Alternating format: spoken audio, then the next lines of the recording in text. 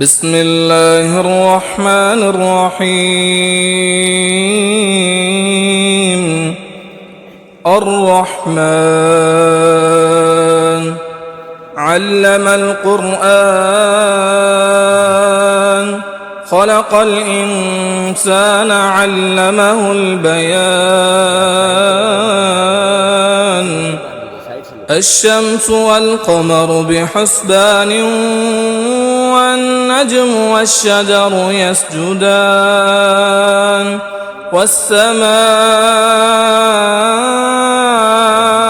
رفعها ووضع الميزان ألا تطغوا في الميزان، وأقيموا الوزن بالقسط ولا تخسروا الميزان. والأرض وضعها للأنام، فيها فاكهة والنخل ذات الأكمام، والحب ذو العصف والريحان. فبأي آلاء ربكما تكذبان؟ خلق الإنسان من صلصال كالفخار، وخلق الجان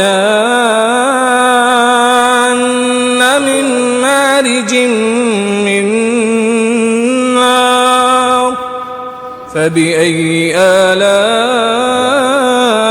ربكما تكذبان؟ رب المشرقين ورب المغربين. فبأي آلاء ربكما تكذبان؟